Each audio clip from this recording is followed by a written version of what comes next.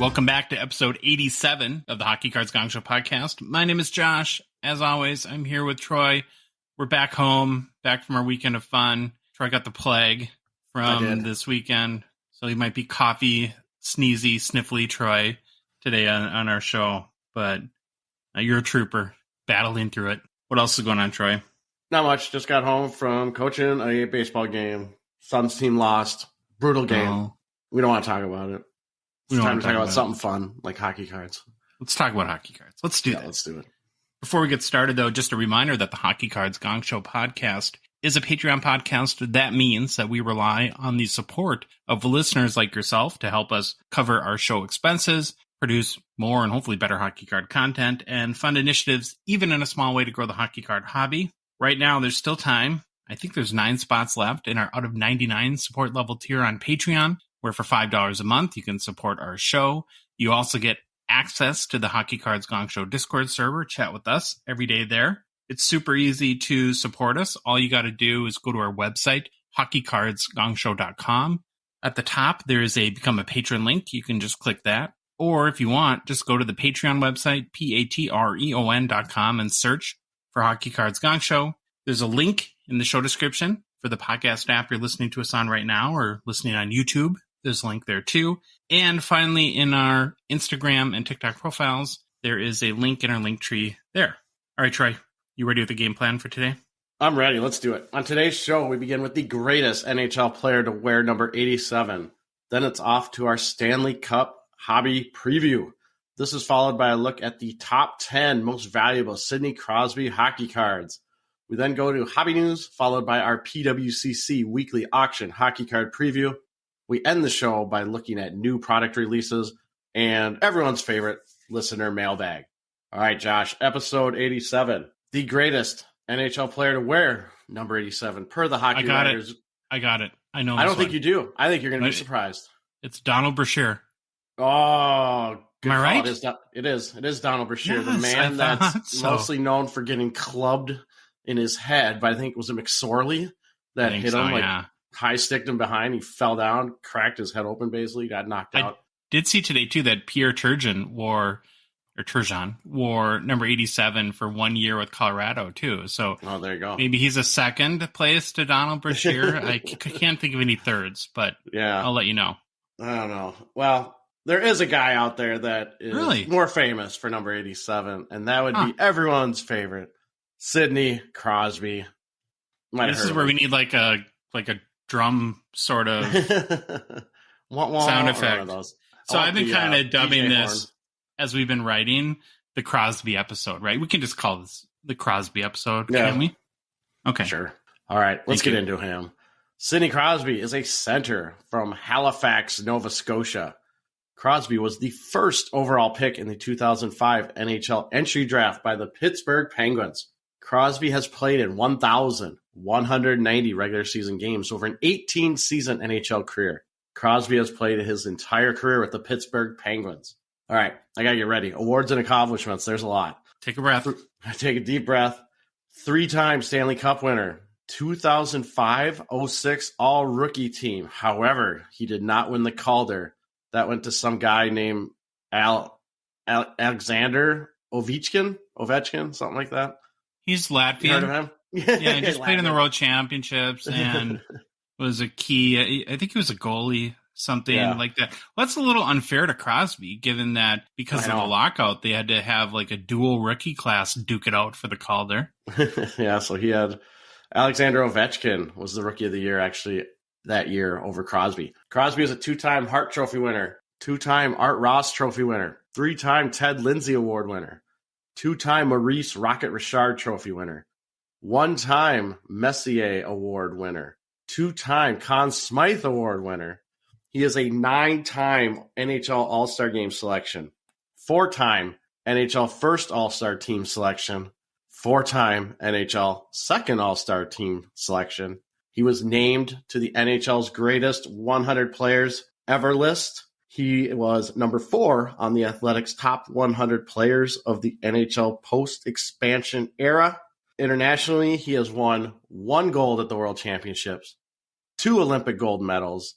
That's right, Josh. He is a triple Gold Club member. He also has won gold at the World Juniors and a gold at the World Cup of Hockey. So you think of another cool name, the quintuple cup of gold member. How about the double gold and a big old silver trophy that you can drink beer and eat cereal out of? There you go. Trophy winner. Crosby's got it. So that's all the list of all the fun stuff, all the awards from the NHL, basically.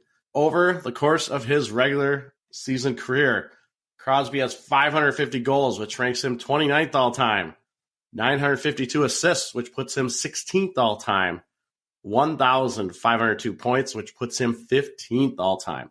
He has made the playoffs in 15 of his 18 NHL seasons, compiling 71 goals, which is 18th all-time.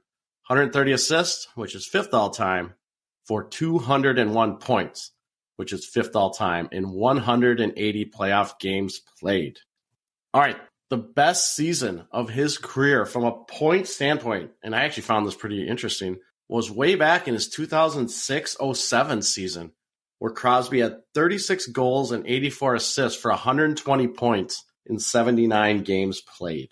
Wow. Yeah, it's early on, but it's not like he hasn't kept producing at a high rate, because check this out. Crosby has scored 70-plus points in 13 of his 18 NHL seasons, scoring 100-plus points in 6 of those seasons. He has also scored 30-plus goals in 11 of his 18 NHL seasons, reaching 50-plus goals one time. Let's get into Crosby. Obviously, all-time great. As much as I hold a grudge against the man for beating the U.S. in the 2010 Olympic gold medal game with his golden goal, there's no denying Crosby will go down as one of the absolute best players to ever play the game. He is currently 35 years old and just came off a 93-point season. To me, that's very impressive. I said it before. I always think he's going to be washed up. Like, this will be the year he'll get 50 points. No, he just keeps going out and producing. And I think that's just a testament to his conditioning, his skill, his desire to keep playing. I was trying to think of how to sum up Crosby, and then I started reading the Athletic article on him. Top 100 player post-expansion era in the NHL. This is the quote that just sums it up. This is Crosby to a T. On the ice, he is a living legend. The massive legs, the impenetrable ability to protect the puck, the greatest backhand ever, the cannon-like burst of speed through the neutral zone, the rare playmaking ability, the tenacity, the intelligence, the determination, the precociousness as a teenager, the longevity as a 30-something, and the ability to score goals on hockey's biggest stage are all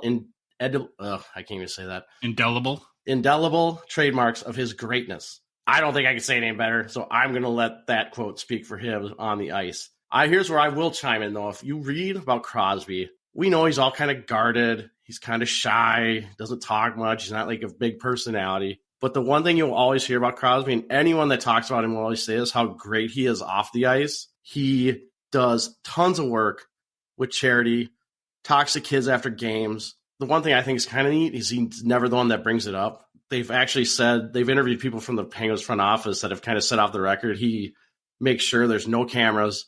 He doesn't want anything like recorded.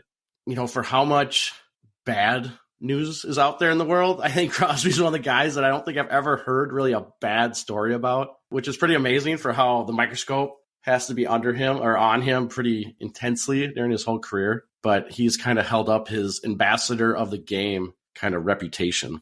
I'm kind of torn on that, to be honest with you, because there's a part of me that really respects his desire not to do kind things and charitable things for people just for the sake of getting publicity. And to me, that's very admirable. But when you're so guarded that you also, when you say like an ambassador of the game, it's like, what is he doing to promote the game? Not being in the news for being in jail. I get that. And that is something, but he's also not using his platform either to draw people into the game. So I don't know. That's a tough one. Well, you could say he's a role model. He's the role model. Like if you're telling kids you're not the Charles Barkley saying I'm not a role model, where you could look at Crosby and say he is a role model. This is how you act as a professional athlete. You don't have to be flashy. You don't have to be a big personality. It's just who he is. I think we've given up on him being the great savior personality-wise of the NHL. It's more Who do you think is the funner hang, him or Connor McDavid? I don't know. Probably McDavid. McDavid seems like he'd get a little wild. Crosby just seems like he would just be too guarded. Plus his dad might be hovering in the background, making sure things don't get out of hand. But again, great humanitarian, great person. A lot of stories out there about how great a person he is. I think the one really good one I saw, I can't remember who the coach was, but they were interviewing the coach, and he said they lost a big game, and the coach was steaming, and he wanted to talk to Crosby, basically yell about the team, and Crosby was the captain. And he goes down to the hallway, and finds Crosby, and he sees Crosby sitting there with some kid in a wheelchair, like talking to him, and he just like U-turns around and leaves because he's like, I'm not gonna dress him down. And he sat there for like 30 minutes talking to the kid. So by the time he was done talking, he was done being mad about whatever he was mad about. So I found that pretty amusing. That's fun. All right, Crosby has been plagued by concussions in his career. I think most people know that, which has caused him to miss considerable playing time. We could probably have a whole show about Crosby, and this is as close as we're going to get. This is kind of our Crosby episode. And we do talk about him a fair amount on the show anyways, but we are going to get some fun facts. And I think there's an interesting fact too. Great. He wears number 87. This one's really easy. His birthday is August 7th, 1987. 8787. There you go. That's why he's number 87. This is Josh's favorite. He's the only member of the Triple Gold Club to captain all three winning teams. Take that. It just makes my blood boil every time.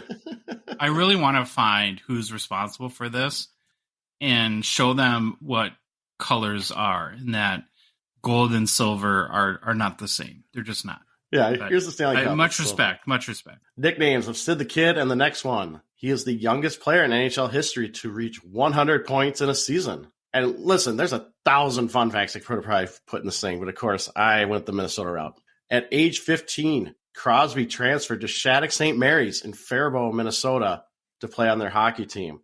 For those that don't know, Shattuck is about 20 minutes south of where me and Josh are right now, and is a hockey factory. It's a small town, southern Minnesota, but somehow the boarding school has a pretty good hockey tradition, started by, I believe, Tom Ward from Richfield, Minnesota. All right. Catholic boarding school, right? Yeah. Catholic Beautiful campus. School. The campus is crazy nice. 4 sheets of ice, which is nutty for high school. Yep. It's crazy. So here's a small list of their alumni. Crosby, Zach Parise, Drew Stafford, Jonathan Taves, Derek Stepan, Kyle Okposo, and Jack Johnson, just to name a few. Did McKinnon go to Shattuck too, or no? I thought he did. I looked it up. I couldn't find anything that McKinnon went to Shattuck. And I thought Jordan Greenway did too, but I couldn't find him there either. Who knows? But who knows how well the records are kept. But okay, this isn't a fun fact, but for the longest time, I've wondered how Sidney Crosby ended up at Shattuck. Like, how does a kid from Halifax, Nova Scotia, end up at Shattuck St. Mary's? And I did find this on Wikipedia, and it's kind of sad. During his midget season, which I believe 13-year-old, maybe 13, 15 in Canada, somewhere in there, Crosby appeared on the CBC's Hockey Day in Canada telecast. He has recalled numerous instances in which opposing players intentionally attempted to injure him, as well as constant verbal abuse from parents on and off the ice. Parents taunted and threatened Gretzky so harshly, Crosby so harshly, he took to not wearing his jersey between tournament games while he waited to play so that he would not be recognized. Due to this treatment, he elected to play for the American hockey program at Shattuck St. Mary's boarding school in Minnesota for the 2002-03 hockey season. In 57 games with Shattuck, he recorded 72 goals and 162 points, leading the team to the U18 AAA National Championship. Moral of the story, and it hasn't changed, adults suck. That's all I'm going to say. If you was he bullied so much because he was that good? You hear about that all the time. I'm sure Gretzky had the same thing. Parents get extremely jealous if it's not their kid that's the superstar. I've seen it coaching high school, and it just boggles your mind how an adult can go after a kid that's 14, 15, even younger, just because they have talent. I'm sorry your kid doesn't. That doesn't give you the right to there's some terrible people out there. I'll leave it at that. All right. That's what we got on Crosby. I didn't go really in depth. We've talked about his Young Guns enough. He's a 2005 Young Guns, number 201. PSA 10 has a pop 970, gem rate of 56%. Current value is around $2,800 US. BGS 9.5 is a pop of 2,317. the gem rate of 70%. Current value is around $1,300 US. This card sells fairly regularly. You can definitely find a copy if that is something you want to pursue. But there you go. That's where we're at with Sidney Crosby. Fantastic player, all-time great. Hope you learned something. Sid the Kid. Sid the Kid. Crosby episode, more to come soon. Sid the Kid and Adult Stink. An adult stink. That's how I'm going to sum it up. We had Kucherov last episode and Crosby, so it's been good. It's been fun. We've had some good players to talk about. We're going to have a fight next week. I've already had issues with next week. I know who it is, but there's two that people will say it could be, but one of them's going to win out. One will. Oh, there can only be one winner. There can only be one. Before we get back to Crosby, we need to preview the Stanley Cup Finals, which start sometime in the distant future. Probably in like a couple months, maybe, the way the NHL's running things. Yeah, NHL. Let's capitalize on all the excitement generated in the playoffs by not having games for a solid week. That's a great plan. Love it. But before we look forward into Saturday, got to jump back into the conference finals. I know we kind of closed out the Eastern Conference Finals, but I heard this stat the other day that kind of blew my mind. So I want to jump back really quick to Carolina for a second, Troy. And this is a stat that is so Minnesota made. Like, this is what a Minnesota team would do. It's hard to believe it's not us. But so here it is. In the last 3 conference finals, the Carolina Hurricanes are 0-12. That's impressive. I wonder. Brutal. I honestly think Minnesota teams, out of the 4 major sports, might have the longest streak for first-round playoff exits. I don't think any of our teams have got past the first round in 15 years. They stink. But okay, so that's all in the Eastern Conference Finals. I just thought that was too amazing not to share. Now we'll switch over to the Western Conference Finals. Game 6 was Monday night, where the Las Vegas Golden Knights took on a bunch of zombies that were pretending to be Dallas and stomped them 6-0. How bad was Dallas? Yeah. Just how bad were they? Oh man. Like when I'm getting bored watching the game because they just look disinterested. They look like they gave up. Yeah. Knights scored 3 goals in the first period. Dallas, of course, showed little to no life. Vegas ended up netting another goal in the second, 2 in the third. William Karlsson had 2 goals in the game, giving him 10 for the playoffs. Jonathan Marchessault added 1 for his 9th postseason goal. And then Carrier, Colasar, and Amadio added the other goals for the Golden Knights. This means, Troy, that one Jack Eichel, who scored 0 goals in the 6-game series against Dallas, by the way, will play in his first Stanley Cup Finals, reaching this critical career milestone before 2015 draft buddy Connor McDavid. What do you think of that? That is pretty interesting. I will give this to Eichel, though. He, I think, played extremely well. I think he's got almost a point per game, even though he hasn't been scoring the most in that in the conference finals. But there was a lot of highlights where I was kind of watching. Did you see I think it was game 4 where he made Robinson do like a spinorama and almost fall over because Suter decided to pinch and Suter kind of lost the puck and Eichel got it, brought it up. And guess who took over at D? It was Robertson. And Eichel comes out, makes a move. Robertson spins himself into like a 360 and almost falls over. I don't think they scored, but I think Eichel did a lot of things well. He was flying around, always in the right position. I think he played really well defensively. So even though he didn't score a lot of goals, I think he really did contribute a lot to the Vegas winning. We'll get to Eichel. I do know, though, that you are a huge fan and probably have been upset. We've never talked about William Karlsson on the show. Well, Troy, now's your moment. And by the way, Karlsson's not related to Erik Karlsson or any of the Hughes brothers, just in case I think you're wondering. Everyone's a Hughes brother eventually. He does have 10 goals in the postseason. And his 2014 Young Gun PSA 10 pop 106 with a 71% gem rate last sold for $53 on May 14th, down 13% in the past 3 months because why would it go up when he's at his only hobby relevant moment in his entire career? Just had to throw that in there. Before we talk more a little bit about Golden Knights and what the Cup Finals look like for them, let's close out our thoughts on Dallas here. So we'll kind of figure out what happened and maybe what we think is next for them. And I give you credit. You've been very adamant for a couple weeks now that you think your boy Jake Ottinger is a little hurt right now. Is that the case? Yep, I'm pretty sure he was injured. It just looked off. He looked off. Something was going on. Even when he was making slides, how he was falling back on his butt, his hip or his groin or something was going on. we've started to see reports saying that he was dealing with minor injuries. I have not seen anything from the team itself. And usually that stuff comes out after the playoffs get over. And I always wonder, because, I don't know. I know there's rules about reporting injuries. I don't know if they have to be major, but I bet the bookies and the gambling industry would like to know if the goalie of the Dallas Stars was dealing with minor injuries. And the NHL's made their bed with gambling, and they're all in, and they've kind of licensed out to some of the big guys. So I'm curious if anything ever comes of that or if it's just one of those things. But I do believe he's injured. We're hearing rumblings. Makes sense to me. I agree with you. It seems like the more the NHL gets in cahoots with all the FanDuels and Vegas casinos and gambling companies, etc., that the sort of upper body, lower body thing isn't going to cut it anymore because it's going to determine what the odds are for player prop bets and P-mods, things of that nature. A little bit more on Dallas here. Not that any of these two guys are super hobby relevant, Troy, but I did find it interesting that when you look at their salary cap, it felt a little reminiscent of the Suter-Parise situation here in Minnesota. You have Jamie Benn, who the Stars were 0-4 with and 2-0 without.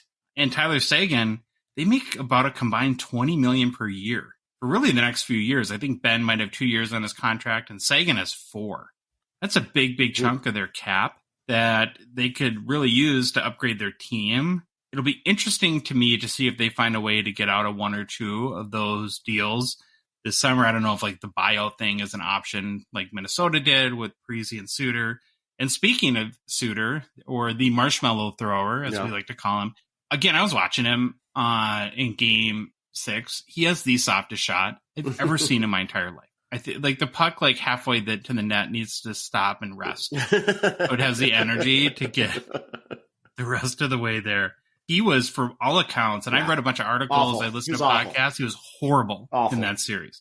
I'm so happy he's not in the Minnesota Wild. It's I could stomach Parise. I felt bad for it. His back was so wrecked the last few years, and he would always grind it out. But Suter, it was just awful, and it sounds like he's a terrible locker room guy, too. A cancer for the Wild. The Wild rumor, or the Wild stories coming out after they left, that Suter was pretty much a cancer in the locker room. He was terrible during the Vegas series. He really reverted. He was still cross-checking people left and right in front of the net. Now I get being physical, but it just seemed like he was doing that to make up for his lack of ability on the defensive end. I know he used to be one of those guys, he plays 28 minutes, 30 minutes. I think those days are over. I think he's a liability more than ever now. Putting it all together, though, those older guys aside, Dallas has a really good young core, and I think they're going to be right there again next year with another crack at getting to the Cup Finals and maybe make a tweak or two here or there. But experience is an important thing. And, having Robertson and Ottinger again and Rope Hintz and Heiskanen and all these guys kind of get another year of the round of the playoffs under their belt and a deeper understanding of what it takes to win, I think they'll benefit from. One kind of hobby tie-in that I wanted to make is, on the question side, is the key guys I would consider are Ottinger and Robertson, of course. And I'm curious your thoughts, Troy, if you think that this playoff season, if you want to call it that, helped to raise their hobby stock or lower their hobby stock. I'll start with Ottinger. I think he was okay in the playoffs, and just okay, I guess is how I'd put it. I think because of it, I think his offseason market's going to be softer right now than maybe we thought it would be, which means if you're a collector or you believe in him in the long term, would be probably some pretty good buying opportunity. Last sale on his 2020 Young Gun PSA 10 Pop 823 was 78 on May 28th. That's down 21% in the past 2 weeks. And I wouldn't be shocked if you're just looking at the Young Guns, let alone everything else, if it hits $60-65 at some point in mid-July. Do you think the playoffs have kind of hurt Ottinger's stock a little bit, maybe at least in the short run, if not? Oh, yeah, I think it's definitely hurt because the only playoff experience before, he was all-world goalie in one series that lost. I can't remember who they lost to. Was it the Islanders or someone? Whatever it was last year. I'm curious when the injury started. But it's pretty amazing. Just think if the injury started in the first round, second round, they still made the conference finals. So that's pretty impressive. I'm still an Ottinger believer. I think he's a really good goalie. I think if he's not injured, Dallas might have a way better chance of winning this series. But definitely, I think his values are going to be hurt, and he should see a dip this offseason. It feels like they need a backup they can trust more than Wedgwood. Yeah, that's the other part of the story. How much did they not trust Wedgwood to have a starting goalie? Now, who knows? I don't know how minor the injury was or what it was, but how, if you have an injured goalie, most of the time you think you go to your backup, but obviously they didn't trust Wedgwood enough to put him in, except for a couple times when Ottinger got pulled. The other sort of reason or excuse, however you want to categorize it, that I've heard on Ottinger could be fatigue. With the playoffs, He played something like 80-some games this year. Well, I hope it was the fatigue, because that's fixable. You can fix the fatigue. You can get your conditioning better. But if it's the injury, then there's not much you can do about it. You're injured. J-Rob is a little tougher for me to gauge. I think the playoff run, and I've been actually thinking about this the last couple of days, I'm actually pretty neutral on it when I'm trying to gauge his hobby hype or hobby stock, whether it's going up or down. He had a decent stretch without scoring, which wasn't good, but did end up with 7 goals, 11 assists for 18 points in 19 games. The more I thought about it, Troy, what it comes down to me is he didn't have any signature moments this postseason. Like, if you do the Tkachuk comparison, Tkachuk has had about 40 signature moments where game-winning goals, moments where he's scoring in overtime and waving his team off the ice. And I just couldn't think of any huge kind of moment or play where Robertson asserted himself as, I'm a superstar and I'm carrying my team to a good place in the playoffs. I'm absolutely amazed he had 18 points in 19 games. It just seemed he didn't do that well, but he obviously did. Like you said, there's nothing really stood out to me. And what stood out to me more was a kind of lack of effort sometimes during games. I mean, I would just kind of watch and see him floating around, not really seeming like he was giving it his best effort. And I noticed that more than the good play or the deflected goals and all that stuff. So that's the stuff that kind of worries me, that having those moments of, I don't know what you want to call it, if he didn't care or what was going on. But there was a couple of those moments where I was like, is he really into this game or what is going on? I wonder if we're thinking along the same lines, but I would describe it as what surprised me in watching him more than I have, because we don't watch Dallas on a regular basis, is for a really big dude, he doesn't seem to use his size. I'm tempted to use the word soft, but I feel like that's maybe unfair, and so I hesitate to use it. So I'm not going to go there right now, but I would actually love to hear from Dallas people because a dude that big, he's really big. He's like 6'5", right? Like 6'3" at least, and 200-some pounds. But you can just tell on the ice that he just doesn't seem to throw his weight and size around much. And, maybe he's more of a finesse guy and the physicality isn't part of his game, which I guess is fine. But, the playoffs get nasty. And you got, again, it's probably unfair, but the Tkachuk comparison is flying around like a whirling dervish out there, throwing his body all over the place. And I don't know. I just didn't see that from Robertson. Well, here's one thing. So Robertson's in his 4th NHL season. He's only got 58 total penalty minutes. So I can tell you right there, even guys that are physical, even though they're not dirty, they're just really physical, they're going to have a lot of penalty. It just happens. So that's kind of an interesting stat too. But yeah, I'd love to hear some Dallas fans, what they think, if we're off base or we on to something. Definitely. We want to be fairness and criticism. And so it's just observation of a small sample size, admittedly. Anything else on Dallas before we look ahead to Panthers versus Golden Knights? Enjoy the golf. Enjoy the Bahamas. Okay. This Saturday, 8 p.m., the Game 1 Stanley Cup. Saturday. This was known since Tuesday. And, the other thing, too, is now the travel days are 2 days because Florida to Vegas, they have to, I'm sure it's a collective bargaining thing. They had to add an extra day in. So it's 2-day travel days. Yeah, a lot of 3-day layoffs in between games. So I looked at a bunch of stories, and you and I both like The Athletic a lot, and they had a big preview article where they got the consensus from all of their writers and beat writers and analysts and experts, and pretty overwhelmingly, Troy, they're picking Vegas as the favorite in the series. All right, I have to argue with you with that one. I read it the other way. It was 12-7. Because I just read that article. Okay, maybe we read different articles, I got to look at this up. They went through and had a little paragraph for each one of their experts. The consensus has been that the size and depth and physicality of the Vegas defensive core, all 6 defensemen, is just going to be too much for Florida to overcome. See, this is, it might be different things, but here's if you can see that, it's saying this is all their experts. Stanley Cup, Panthers versus Golden Knights. 62% have the Panthers winning, 38% have the Golden Knights winning. Huh, that's weird, because if you go look for an article by Pierre LeBrun on The Athletic, and then at the end of it, maybe The Athletic can't make up their mind. Yeah, maybe. You never know. But at the end, they kind of tallied it up for you, too, and that's when I went. Because what I'm looking at, it's like they have Granger, Goldman, Gentile, they're all their writers are chiming in, but who knows? Oh, you know what it was? I'm sorry. So I totally figured this out. It was the NHL GMs and coaches. There you go. Are overwhelmingly that makes picking sense then. Okay, I had my wires crossed there. So we're both kind of right.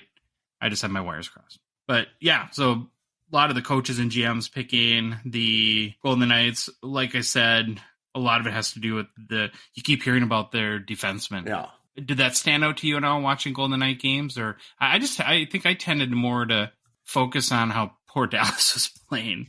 Yeah. Than paying attention to Well, to me, the thing, it's crazy that a team with Aiden Hill and net is predicted to win the Stanley Cup. That to me is kind of crazy. He's played well. He's come out of nowhere, kind of. It was kind of funny. I don't know what the article I was reading, they were talking about how many goalies will Vegas use? And everyone said, well, if they have to use 2 goalies, then there's a big problem. That means Aiden Hill basically got injured or couldn't play anymore because they should. They don't have a good plan B. Yeah.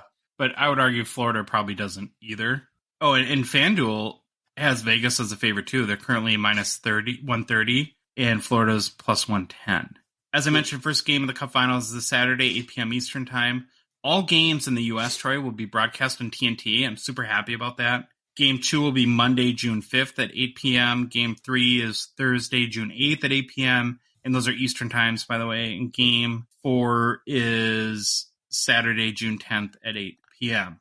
Vegas does have the home ice advantage, so it will host the first 2 games. I think here's one of the big questions that I have for you, and based on your coaching experience. So by the time Game 1 starts, Florida, Troy, will have gone 10 days without a game. Is that a good thing or a bad thing in your opinion? I don't know. There's 2 ways to look at it. It's either good because you get rest in. All the guys that are banged up have probably healed up enough.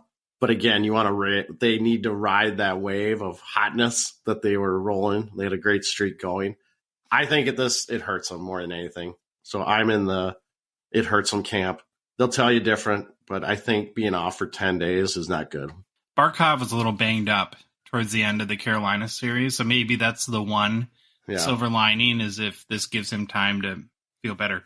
Neither Florida nor Vegas have ever won the Stanley Cup, so we'll have a first-timer this year. Florida, Troy, made the Cup Finals in 1996, which was the franchise's 3rd season. The Golden Knights made the Cup Finals in their expansion year, which is totally bonkers to think of. That was crazy. They just nailed that draft. I think it was George McPhee was their GM then. He just nailed it. Holy cow. You got Fleury in the expansion draft. It came out after the draft. All the pundits were like, oh, they're going to be terrible or they might be middling. No, they just go on and make the Cup. The Panthers and Golden Knights did play twice in this regular season, with each team splitting there and winning a game. Both teams have hot goalies, and Troy, by hot, I mean they're playing super well. Yeah. What you think of their appearance is totally subjective. Are you more confident at this point in Bobrovsky or Aiden Hill? I'd probably just say Bobrovsky, just from body of work, experience. I would be more in his camp than Hill's. Looking at some hobby angles and stories for the Stanley Cup Finals, the Matthew Tkachuk fame continues to grow. Did you watch the TNT Inside the NBA interview with Barkley and Shaq? I did. They need to tell Shaq to be quiet during those interviews. He added nothing. He was a little bit of an instigator there. Yeah. So TNT invited Tkachuk on the Inside the NBA panel for an interview prior to one of the Miami Heat games versus Boston. I can't remember which game it was the other day in the Eastern Conference Final. And what I'll tell you, though, about that whole thing is it was really eye-opening to me in that I feel like TNT is doing such a better job at promoting the NHL and the games than ESPN is. like if you do a little comparison contrast, right? So what ESPN does is they put Connor McDavid in an elimination playoff game, basically in the middle of the night. In the middle of the night.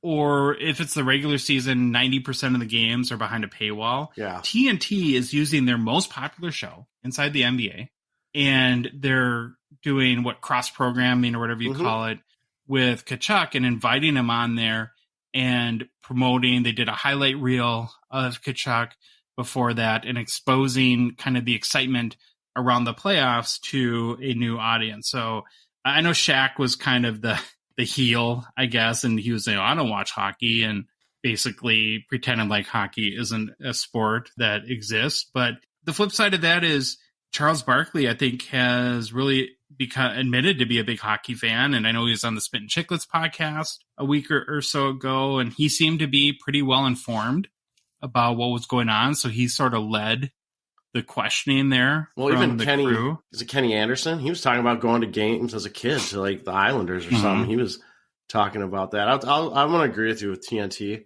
If there could be a way to get PK Subban over to TNT, I don't know who you replace, but I need him over to TNT. And I could live without Chelios and Messier. Messier offers some pretty good insight. Hank I actually like from a goalie perspective. But the thing, if I hear Messier say to a man one more time, I am going to lose it. He goes to that all the time. To a man in that locker room. He says that all the time. He was rocking a pink suit, though. That was pretty impressive. Well, how about PK? He was rocking crazy stuff every night. Oh, yeah. He's very fashion-y. That's for sure.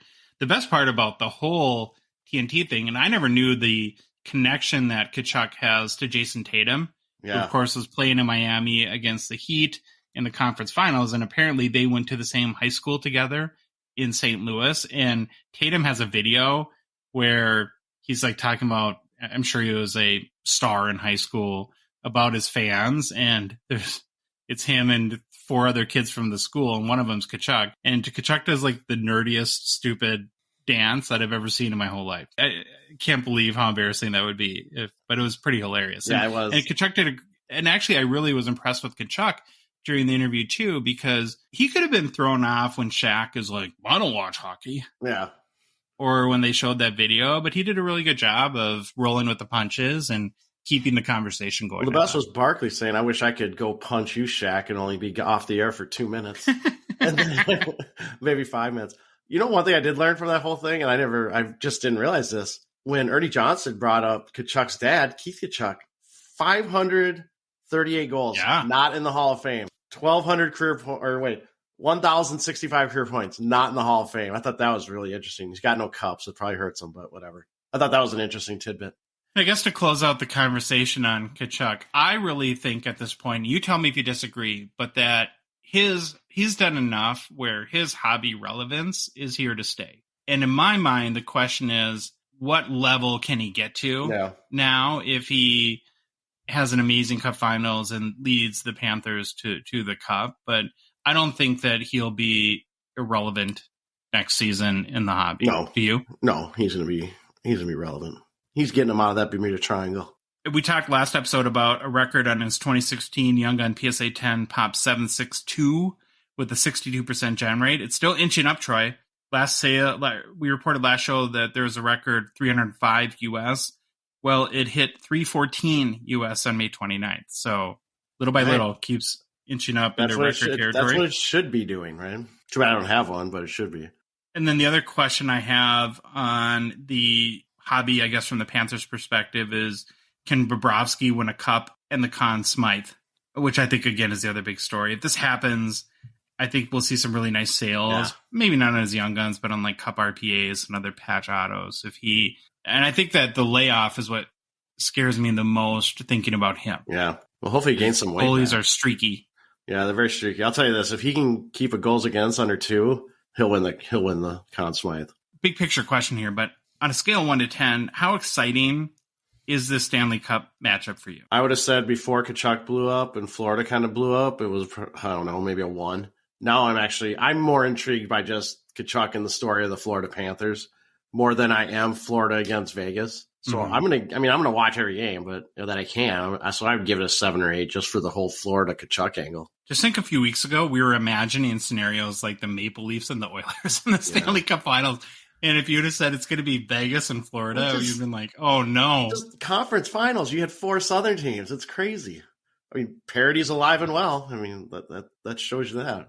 On the Vegas side, I think the hobby story to me is really just about Jack Eichel and Adin Hill. Eichel will need a big finals to level up in the hobby. I'm not really counting on it. And I'm going to, I think, in a way, piggyback off of what you were saying a few minutes ago. I could be wrong, but I think I just see him as a really good player, but not a bankable star in the NHL or in the hobby. Do you agree or disagree with that? I don't know. He's definitely growing on me. I'll say that. But it's what have you done for me lately, and have you scored goals? And he didn't do that in the series, the conference final. But he did so much things, so many other things well. But that stuff doesn't translate to hobby love. So he needs to score and not be an assist machine, and he'll get some hype. But all those other things I talked about, they don't really contribute one bit to your hobby relevancy. I really like him, and I like what he's becoming, but I don't think he'll be very hobby relevant going forward, which saddens me since I have a Jack Eichel Jambalaya card. Well, for now, you're trying to sell it. Pump him up, Troy. I'm pumping him up. Pump and dump. Here we go. I know he was hurt for a couple seasons, but he's played 8 years in the NHL now and has yet to score 40 goals in a season. Yeah, he's I'm not saying he's not a good hockey player. He's a really good hockey player. He's an important part of what could be a championship team. But what we're talking about in the frame of reference here is hobby star. I just do not see it. Yeah. He just went 6 games in the conference finals without scoring a goal. If Austin Matthews did that, like Pitchfork Nation in both the U.S. and Canada would be out in full effect. Calling to trade him. Trade him before that no trade clause kicks in. I think he just might be a 30, 35 goal, 60, 70 point guy. Mm-hmm. And that every team needs guys like that to be successful. So I'm not trying to say that that's a bad thing, but I just think that that's kind of who he is. And then to me on the Vegas side, probably the most interesting story is Adin Hill. One of the things that surprised me a little bit was his age. As excited as I and others were about Logan Thompson this year, who I thought maybe could be a dark horse Calder candidate, but then he got hurt, of course. Yeah. Adin Hill is just 1 year older. Yeah. He's 27. Logan Thompson's 26 now. And he's been really, really good in the playoffs, Troy. He's 7-3, 2.07 goals against, and .937 save percentage. So if he, even win or lose, if he plays very strong in the Stanley Cup Finals, you'd have to think that he's the number one goalie with a bullet next year for Vegas. He's definitely making it a competition for sure. I'll give it that. I think most NHL teams going, unless you have a clear, like a Vasilevsky, who's during his prime or something. I think most NHL teams go in the season that like starting goalie position is always a competition to whoever plays better. So I think he definitely. You think it's a competition in Dallas next year? Well, not with Wedgwood. They better find someone else to push Andrew. Getting back to Adin Hill real quick. He's been so far off the hobby radar, Troy. His 2017 Young Gun has a PSA pop of 110. PSA 10 is 1 PSA 10. Do you know what team he plays? Do you know what his Young Gun's, what team he's on? Yotes. Okay, he's on the Coyotes. I just texted Josh today because I went through my daughter's hockey cards because I was thinking about it. I'm like, when she collected a lot, she was 2016-17. And I found she had a Tage Thompson Young Guns. It's actually in really, really nice shape. So I need to now go through and see if she has an Adin Hill sitting in her Coyotes pile. And that single loan PSA 10 sold last May for something like $50 US. Jeez. I'm guessing a few are probably headed off to PSA right now. Just for context, his raw Young Guns are selling like in the 15 US right now. I just couldn't believe that literally only has 1 PSA 10. Yeah, I'm sure. Yeah, like you said, a couple probably got sent off. Well, the only thing we have left to do, Troy, is give our predictions. Right. I'm going to say Florida in 7 games. I'm going Florida, but I'm going to say 6. More confident in the confidence is high. Right. Confidence is high. We'll see what happens. All right, need to make a quick mention for Slab Sharks. They, of course, are a Gong Show partner and sponsor. We'd like to thank them for their support of our show. Reminder, get your bids in tonight for the Slab Sharks weekly eBay auction. Some really great cards again. There's one card in particular that I shared on our Insta stories too, that I have my eye on, Troy. It's a 2007-8 The Cup, Gordie Howe, Mr. Hockey 101. And I'm just a sucker for Whalers. Anything Whalers, I just love. It's an awesome card. You got Grandpa Gordie rocking the blue and green. You can't go wrong. He looks like he's like a great grandpa. Yeah, but every picture of him looks like he was a great grandpa. Oh my God, he's so old. So old. But it's a really awesome card. It's a 101 from the Cup. Can't go wrong with it. Lots of other great cards too. And if you're listening to this a little bit later and you missed this week's auction, no worries. Once an auction finishes, the next one begins. They always have great cards. Just go to slabsharks.com. Click on the link that takes you directly to their eBay auction right on their homepage. If you happen to have some awesome hockey cards, are Canadian, and might be looking to convert your cards to cash, we'd recommend checking out Slabshark's eBay consignment services. They make it super easy to sell your cards as they basically do all the work, from listing it to answering buyer questions, hunting down payment, and then shipping them out. They even ship to the U.S. And when you combine that with their popular weekly auctions, it gives you lots of eyeballs on your cards. For complete consignment services information, including payout rates, head to slabsharks.com. Okay, we got to get back to Sid. This is the Crosby episode. So, got to do it. I thought it would be fun, and it was actually a lot of fun doing the research, to compile a list of his 10 most valuable hockey cards ever sold. And so we'll start in reverse order just to make it a little bit more dramatic for you and the audience, Troy, as I know you're a big drama guy. You just love the drama. Love drama. Okay, we're just going to get right into it. Number 10 most valuable Crosby card, based on public sales records. We don't know private sales, of course, is a 2012 Fleer Retro Green PMG out of 10, BGS 9, which sold for $19,100 US in April 2021.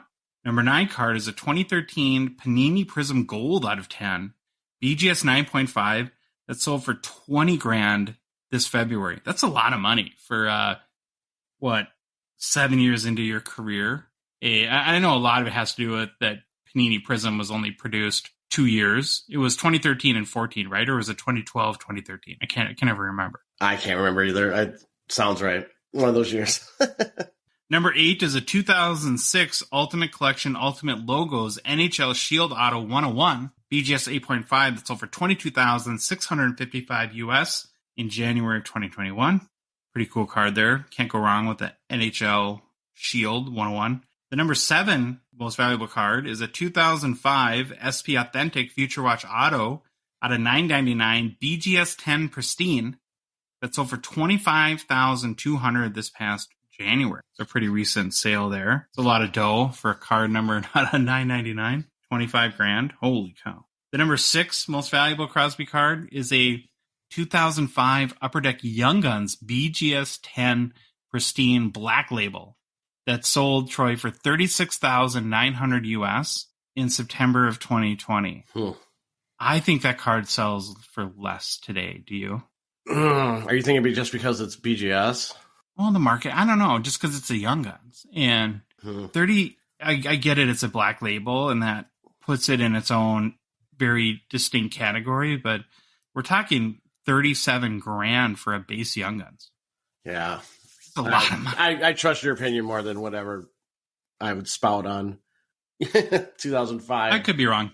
The number 5 most valuable Crosby card is there's going to be a lot of dual shields coming up. A 2005, it'll get kind of interesting too. So 2005, the Cup, Crosby and Ovechkin, dual NHL Shields 101, sold in August 2018 for $50,700 US. That was a while ago. That was before the big boom. Yeah. This card I assume, would be worth a fortune. Yeah, today. I would say over $200,000 at least. And again, it hasn't sold since then, so it's just speculative at that point.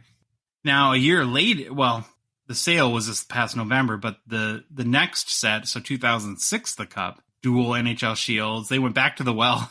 Yeah. And there's another NHL Shield 101 with Crosby and Ovechkin, SGC 8, sold for $61,200 US, again, this past November. So technically, the second year has sold for more than the first year, but that was 4 years later, if that makes sense. So there's no way that, like we talked about, that the rookie in 2018 went for $50,700. That could be, like you said, I wouldn't be shocked if it was $200,000 at this point. The number 3 is the 2005 The Cup Dual NHL Shields with Crosby and Lemieux 101 PSA Authentic, sold for $86,400 US in May of 2022. So it's your birthday.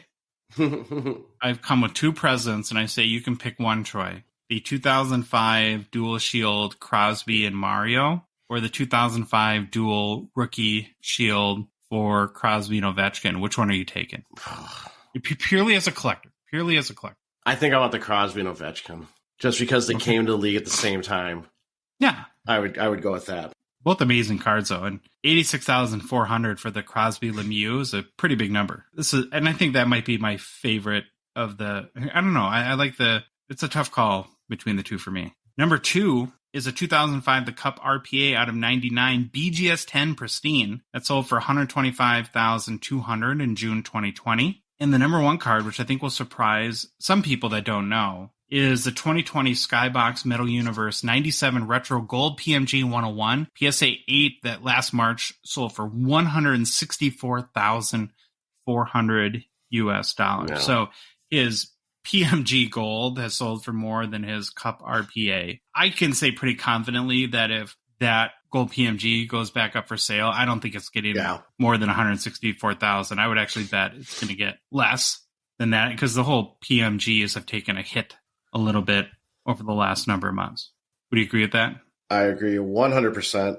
Like I've said, I think it's just because everyone knows that I'm not a fan of them. So I thought this would be kind of fun. Had you purchased all 10 of these cards, Troy, and maybe you did, we don't know. It would have only cost you $611,755 US dollars. Chump change, just sitting there. Chump change. Let me reach in the couch real quick, see if I can find that. If you had these 10 cards, though, that'd be quite the Crosby collection, huh? Yes, that would be sweet. If I had these 10 cards, they would be definitely in the background of my video feed. All right, in honor of Sid Troy, there is the 10 most valuable Crosby cards. We're going to switch over to hobby news, and really just one story today, and I don't know how related it is to hockey because it is Panini, but it appears that there is some hobby drama. I love it. With Panini going on. I saw on Sports Card Radio that the Panini America offices in Texas were broken into over the Memorial Day weekend. It sounds like the perpetrators took computers, maybe other documents, that sort of stuff. Who knows if they took cards or orders for people, anything like that. And that kind of coincides with multiple reports lately and even before the break-in. And this one is more disturbing to me. Yeah, this is terrible. There's been numerous instances of one-of-one redemptions that people have sent in and have been waiting for a long time. So it's a one-of-one. It's the only card. Yep. And then these people are noticing their card on eBay. And they're like, well, wait a minute. Yeah. This is my card. I sent the redemption in. I was never sent the card. Stupid. And now it's on eBay. So what do you think is happening there? I think it's Panini's a terrible company.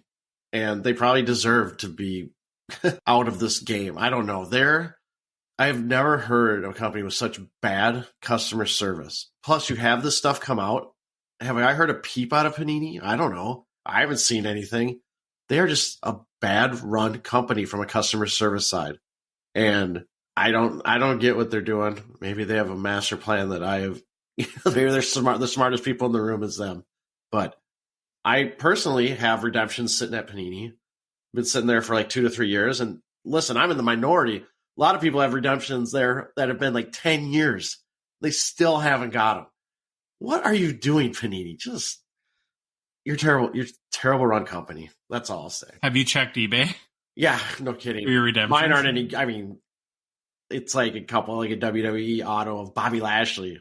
Oh boy. It's not a lot of money or anything like that. But I will say, any Upper Deck, I've had, I think, 4 or 5 Upper Deck redemptions in my life. I've gotten them all within 6 months. It does make you appreciate Upper Deck a little bit, because Panini seems to be kind of a mess right now. I don't know if that's too strong. No, they're a mess. The email went out today, too, that their customer service phones went down. They're like, all our phones are offline, so don't call us. We would answer anyways, but don't call us. I just can't think of a worse look to have unsent redemptions show up on eBay. And the fact that there's a lot of things that may be the smart PR move, is to just let it blow over, not address it. Yeah. This is something that you really need to be out in front of and be very vocal about and say, we're going to get to the bottom of this. We have no idea how this is happening. This is unacceptable. But it's just been crickets. Well, too, and there was all the rumors, what was it? I don't know, I'll say 5 months ago, where everyone was saying Panini's getting bought. Fanatics is coming in. They're going to buy them. You know what? Maybe Fanatics looked at them and said, you guys are awful. You're not a well-run company, and I don't want you unless you give me like for pennies. And they just decided to hire all the talent, which is what happened. They started hiring all the talent at Panini. So that's very interesting. We'll keep an eye on it and see what happens. But good luck if any of you have redemptions out or any customer service issues. And like I said, it makes me appreciate Upper Deck for, not that Upper Deck's perfect, but I think in general, they do a much better job from especially the customer service perspective, like you mentioned. Well, Troy, it's Thursday, and we're going to do our PWCC Weekly Hockey Preview. Of course, they as well are a Gongshow partner and sponsor, and we're very appreciative of their continued support of our show. Each week, we do take a look at the hockey cards in the current PWCC Weekly auction and pick out a couple vintage and modern cards that we think are great cards or that you might want to check out and have players or unique things about them that we want to learn more about too. One of my favorite things to do, this is probably where I learn the most about specific players or cards or sets on our show. And so we'll get going and start like we always do on the vintage side. So the first one that I picked out is a 1961 Parkhurst Gordie Howe, card number 20. It's a PSA 8 with a PWCC IAPO rating of A, which means above average. This is a Pop 93 card. There's 23 that are graded higher. Just in case anyone's wondering, the PWCC A IAPO rating puts the card in the top 30% of PSA 8s that they've reviewed. So with the Pop 93, it would be ostensibly in the top 30 or so of their 27 of those 93, 28. What would you say your eye appeal rating is? I'm really handsome. So I think it's great. I give you an A+. Thanks, man. Whatever you think, it's just a really nice copy of the card. The number one thing that stands out to me in this card, and I just couldn't get over, and it sucked me into down a huge rabbit hole today, is so the name Mr. Hockey, right, is printed on the card, but it's printed Gord Howe, G-O-R-D. Good old Gord. Not Gordy. Yep, good old Gord. Just Gord Howe. And I'm like, well, is this the only case where it's Gord Howe? And actually in 1960, Parkhurst did the same. Then I started looking at other sets. 1959 Topps is Gordie Howe, like we all expect, Gordie. But then 1958 Topps is Gordie, Gordy. So for 3 straight years, they spelled this dude's name in 3 different ways. It's like, that was probably the biggest controversy in the NHL in the 60s is, what do we call this guy? Is it Gord? Is it Gordy with an I-E or Gordy with a Y?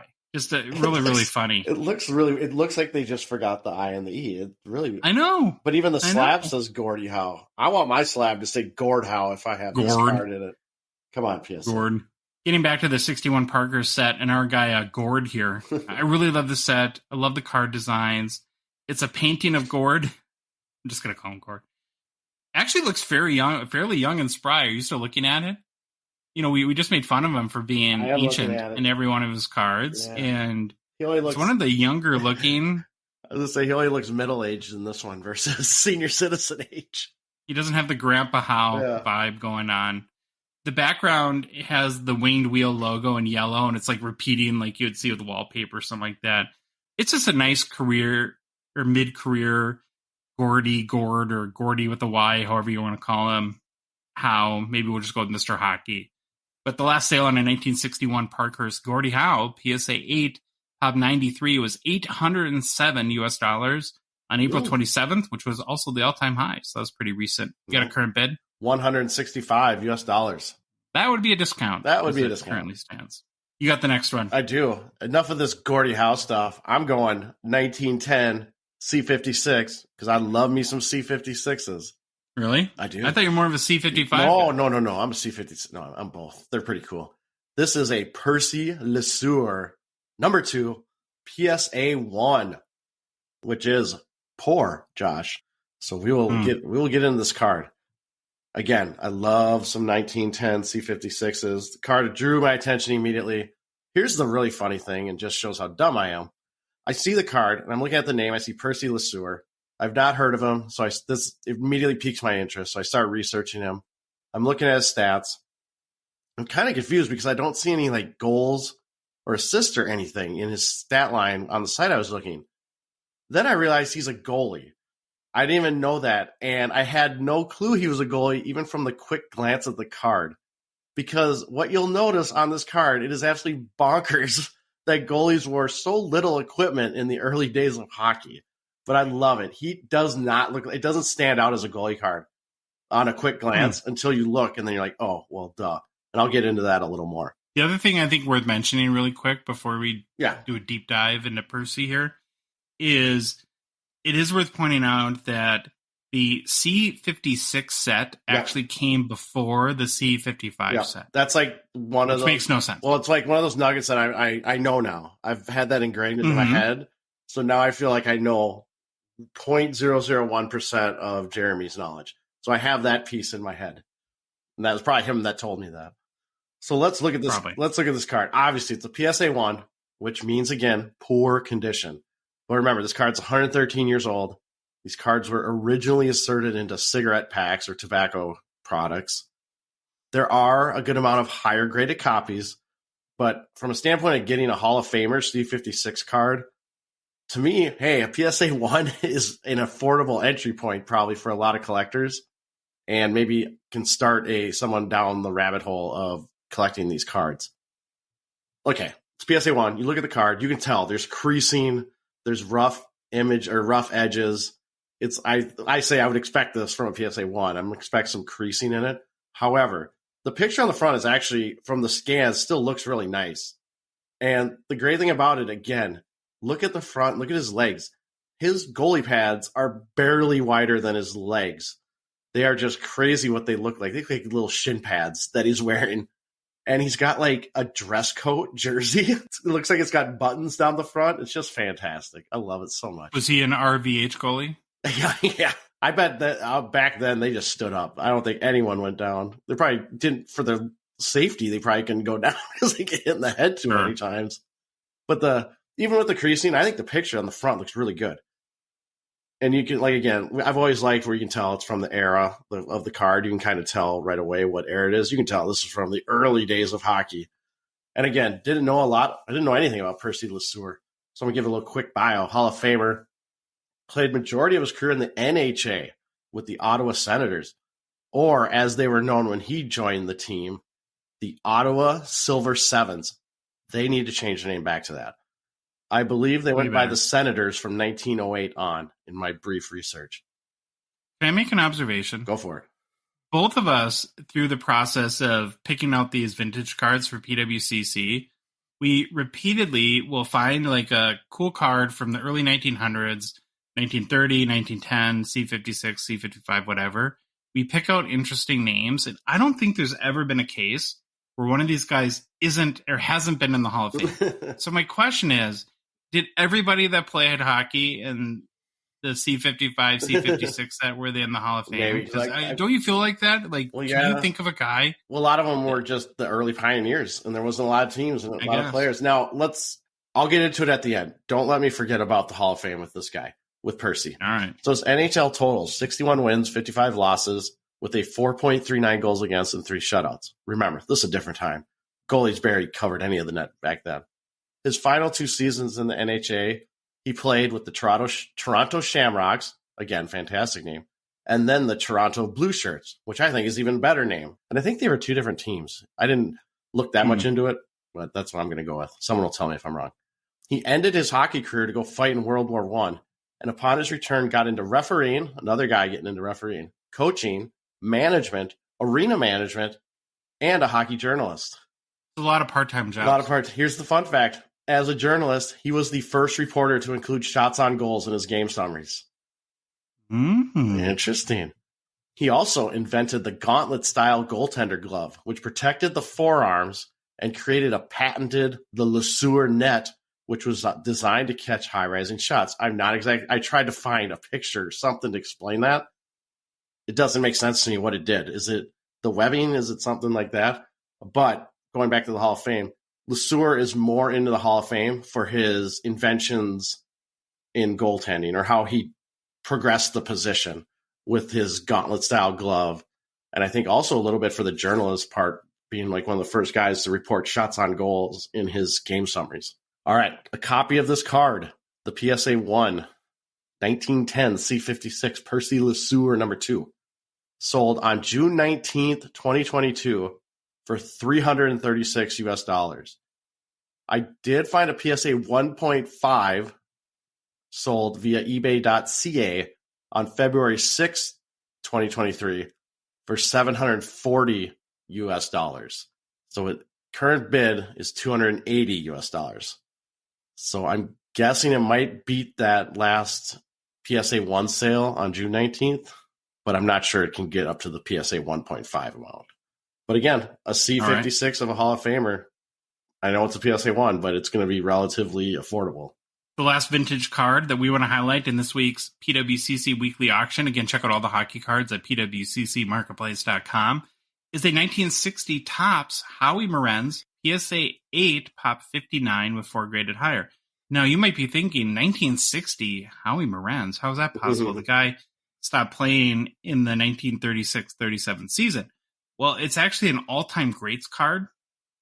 And it really stood out to me because in that era, maybe I'm not aware of more, but I haven't really seen a lot of cards of retired stars or legends. Very common today, as we see them in almost every set. But it just stood out to me as interesting. So I went and looked at the whole checklist, and there's 66 total cards in the 1960 Topps hockey set. 27 of them are all-time greats. Other than Howie Morenz, there's players like George Vezina, Newsy Lalonde, King Clancy, Art Ross, and Troy, I think your great uncle Dit Clapper. Wow. I'd have to search the Gong Show archives to see if we've talked about Dit Clapper. That's quite the name. Dit Clapper. I think that's my new PC. I'm sure his cards are a fortune. I'm sure he's been in the Hall of Fame too, Yep. Right? We'll look him up. I mentioned these are really common today to have sets that have retired or stars, and highly chased, especially the autos and memorabilia cards. I think I said too, Morenz's last season was with the Canadiens in 1936-37. So he'd been retired 23 or 24 years by the time the card was released. And Morenz, of course, is a 3-time Stanley Cup champion, 3-time Hart Trophy winner. For 1929-30, he scored 40 goals in only 44 games, which is pretty good. Jack Eichel never scored 40 goals. Yeah, this guy did it. Season. This guy did it probably with a tree log for a stick. It's just, this card's something different. I think it's a cool card that I dig, and I don't think it'll break the bank. Last sale on a 1960 Topps, Howie Morenz, all-time great PSA 8, was $196 US in February 2022. It was also the all-time high sale. Is there a current bid on it? There is $90 US, and this just in, Gong Show supercomputer has spit out that Dit Clapper is in the Hall of Fame and a 3-time Cup winner. There you go. Of course. We're going to switch to the modern side now, and the first card that I want to highlight is a 2015 The Cup Exquisite Collection Connor McDavid rookie auto out of 149, BGS 7.5 with an auto grade of a 10, so 7.510. And to me, Troy, and you have to look up this card quick while I'm talking and zoom in on it. Get ready to do that. It's the perfect example of a case where you should always buy the card and not the grade. Many people are going to be scared away from this card based on that BGS 7.5 grade and not even bother to take a close look. Well, Troy, I did take that close look, and here's what I found. So first of all, I'm going to go through the subgrades. The centering's 9.5, edges 8.5, surface 9, and corners are 7. So you were thinking, yikes, corners 7? That's not good. Well, I looked at the front and back of this card for a while. PWCC on their website has a 5x zoom. I have no idea what the corner issues are on this card. It is white corners, and that does help a little bit. But seriously, Troy, I can't find where this card would have a 7 grade on the corners. And I'm not saying that there isn't some big flaw that I just missed. And whether you find it or someone else that's listening goes to PWCCmarketplace.com and finds it themselves, I would love for you to point it out. Because the corners grade is a 7, and I think how it works with BGS is that the total grade can only be a half a point higher than the lowest subgrade. That's why the card has a 7.5 grade. But long story short, I think this card's definitely worth looking at. It's a really cool, exquisite auto from McDavid's rookie year. And I'm hard-pressed to find out why it's graded like it is. But again, I think because of that, people are just going to breeze right past this card and not pay it any attention. It's got a beautiful picture of McDavid, great auto, decently scarce at auto 149. Again, I just really like the card, and the identical card actually sold last November 6th for $2,280 US. All-time high was for an SGC 910 that sold for $53,083. So there's a $3,000 penalty almost for that 7.5 grade, and that all-time high was in August 2022. I don't know. Did you see anything looking at it? I mean, maybe the bottom corners, but I don't think there's. I'm a terrible person to ask about grading. I think the bottom corners, maybe there's a little something there, but I don't know. Maybe I don't think there looks like a 7.5 on the corners to me, or whatever it is, 7 grade on the corners. But if anything, I don't think the point is that we're going to make definitive conclusions for people. I just think it's interesting enough of a case where everyone should definitely go check this card out, because there might be a deal there for you. You got the current bid on it? $1,225 US. All right, you got the next modern card? I do. 2018 OPG Platinum Seismic Gold Carter Hart rookie auto out of 25. BGS 9 with a BGS population 101, just 1 graded higher. And I believe this has an auto grade of 10. I don't know why I didn't write that down. I'm going off memory. Now, as Josh and I have both stated, we love OPG Platinum. We are really gravitating towards Seismic Golds as being one of those cards that has low replaceability, that look really nice. They're gold. They're shiny. We all like gold and shiny things. Especially when you think of your other options out there for rookie cards, besides our top 3 of the Young Guns, the SPA, Future Watch Auto, and the Cup RPA. I feel, and Josh, you tell me if you don't feel this way, but I feel Seismic Golds are finding a nice little niche place in the hobby and have seen a nice run up in the last year or so. I mean, ever since we started this show, I think they've been seeing a nice little spike. Mm-hmm. What drew me to this card right away was the design of the card and how awesome it looks. It's that Seismic Gold, the shiny gold. There's like squares. It's really cool looking. I think it looks really fantastic. Plus, again, it's a goalie. Now, it is Carter Hart of the Flyers, who I still think has some potential, but the team has been pretty rough the past 3 seasons. I don't think they've done him any favors.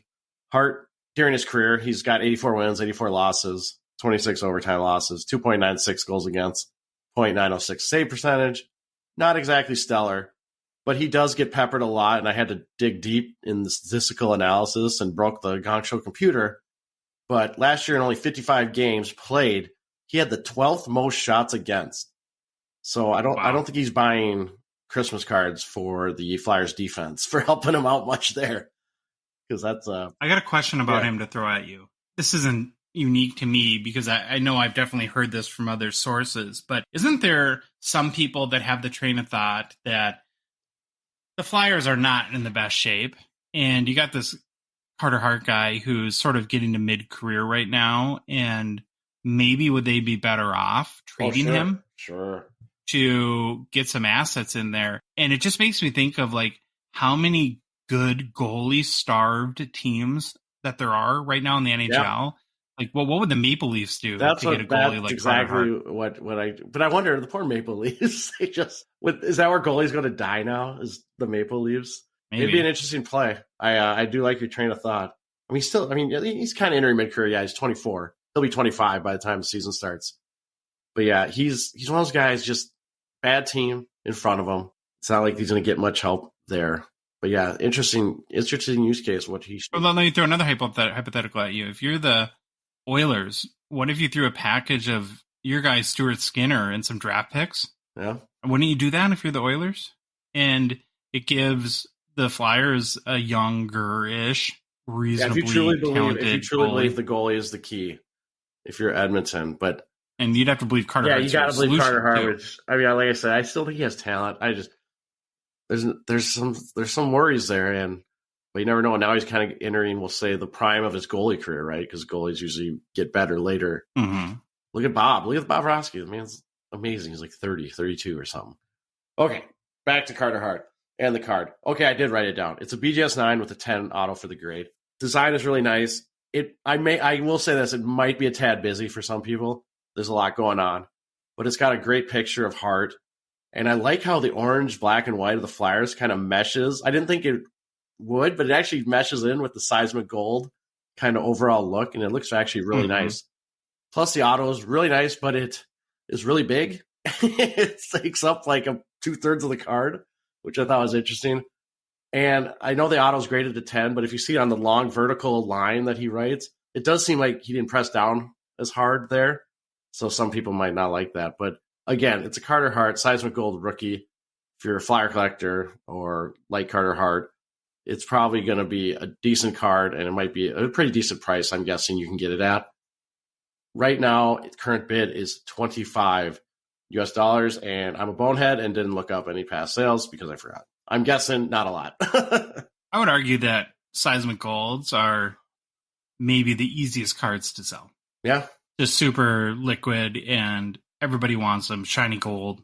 They're not so scarce that they're too expensive, so they're priced at a more reasonable And this rate. one is a rookie auto, so it's out of 25, the year 2018. Mm-hmm. So. Yep. Good point. Okay, the last card we want to feature is our last modern card, and hey, it's the Crosby episode, so I had to pick a Crosby card, Troy. I went with the 2016 The Cup Scripted Materials Patch Auto out of 35, BGS 910. It's a mid-career Crosby, but cool card nonetheless. The biggest distinguishing factor of the card is that the auto is on the memorabilia. The mem is game used. I want you to look this card up again too, because it doesn't. I have a love-hate with memorabilia autographs. I know. We'll get into it. I don't think it's a jersey swatch though. It feels like it might be part of the glove, maybe, or it's a yellow material, and when you zoom in on it, it doesn't look like a jersey to me. It is game used. I think I mentioned that. So the auto's on the fabric of the memorabilia, which is, I think it's a you love it or hate it kind of thing. Where I typically will have issue with it is if I feel like that too much of the ink has soaked in to the fabric. But in this case, I actually think that the auto stands out pretty well, and so I don't really mind it. And Sid, one thing about Crosby, he's got just a beautiful autograph that helps too. Overall, I think the card is very beautifully designed and in pretty good condition for a thicker The Cup card. The out of 35 makes it pretty scarce. There's only been 7 sales of the card in all of the Card Ladder sales history, all raw copies, none in the past 2 years. So a pretty rare card to come up for sale. Do you have an opinion if you think it's a jersey or not? What it is? I don't know. I mean, it could be the yellow of the jersey because the yellow looks pretty dead on. But I guess the fabric, or the pattern. But maybe that's how they made the jerseys back then. I don't know. Maybe. I wish they would tell you on the back of the card what it is. That's one. That's the great thing that MLB they're doing with those. What Topps was doing with those patches. You get to know, I think what game. And MLB's been really on top of that. Like you go buy a ball at an MLB shop, and usually it has a QR code or something on it, and it'll tell you who hit it, who where the game was, the date. Yeah. We went to a Twins game once, and my kids they had a mystery bag or mystery brown paper bag. It was like $20. So we bought them each one, and they got baseballs autographed by Jorge Polanco. Both of them. It actually had a ball in there, and it had the QR code, and you could scan it. Tells you what date, what game, was it, a foul ball or where it went and how they got it. And it's pretty interesting. It's pretty neat. It's really cool. That is awesome. Yeah. I wish the NHL would do definitely something like that. In this case, just tell us what the memorabilia is. A high sale for a 2016 The Cup Sidney Crosby Scripted Materials out of 35 Raws, $224, which was in March 2018. Last one sold in August 2019 for $190 US. And again, this is a BGS 910, so really the first graded copy to sell. Do you have a current bid? $270 US. Yeah, so new record. Not surprised. All right. check out all those cards and others at PWCCmarketplace.com. We're going to switch over to new product releases where it's time to do value ratings. Kind of love doing this. Probably a little quicker than normal, but I just feel like we had a pretty good handle on the 2022-23 Trilogy release.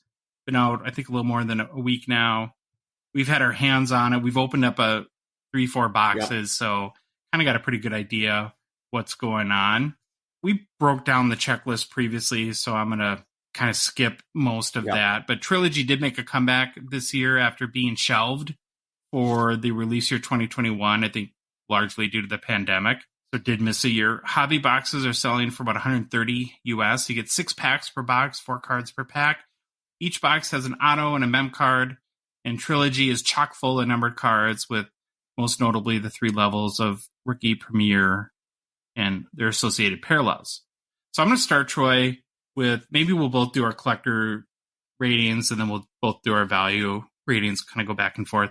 From a collector rating perspective, I think it's a really fun box to open. It's not a 1-card wonder box like other products like SB Authentic, where it's Future Watch Auto, kind of or bust.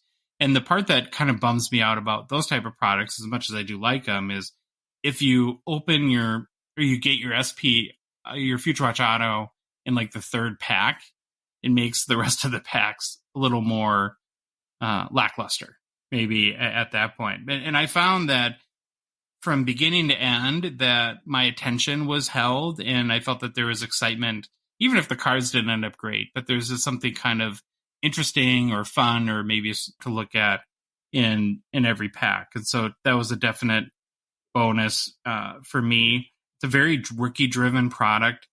I don't know if you noticed that too, but and I think this is a pro or con based on what you like to collect. But you're going to get a lot of numbered rookies in every box. They may not be super valuable, but you're going to get cool cards of numbered rookies there. And in general, I think the cards look really nice. And UD kind of employed multiple tricky printing technologies very well over the set. And from a collector rating, I give it an 8. You want to go through your We're no fun. Collector rating? All right, here's my collector rating. Personally, I will fully admit I poo-pooed Trilogy when I first saw it.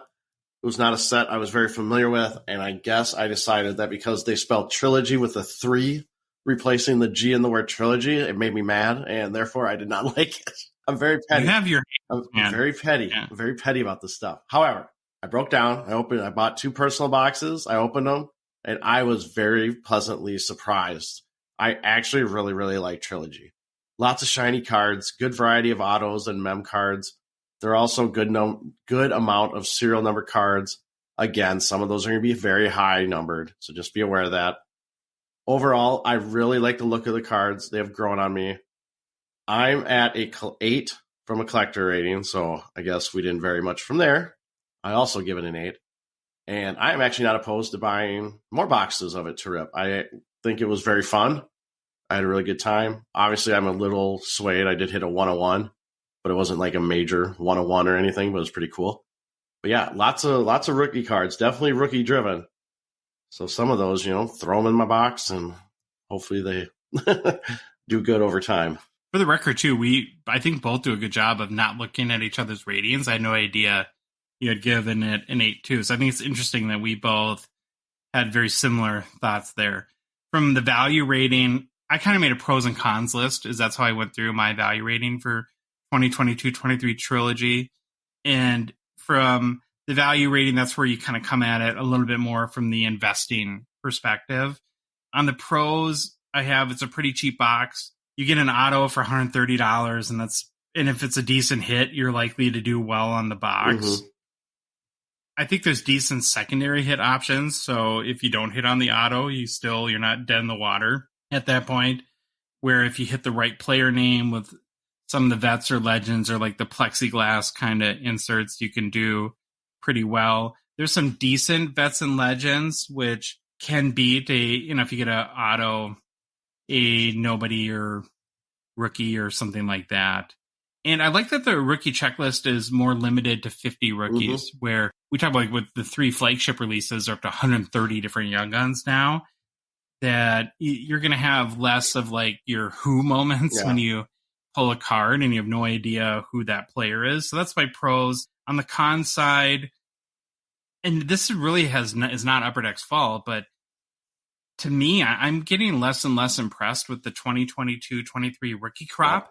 Yeah. And man, and ironically, Troy, when you think that they skipped 2021 because of the pandemic, boy, I would much rather have it be vice versa. I'd rather have this set be for the 2021 rookies than the 2022, where you got your Caulfield and Zegras and some of those other guys. One maybe little con on the vets and legends, and I'm actually not mad that Upper Deck did it this way. I'm actually pretty happy, but it does hurt maybe the ROI from an investing standpoint. Is you're not going to get like Mario Lemieux or Wayne Gretzky autos in this product. And the reason why I like it is you can't put these cards in every single release.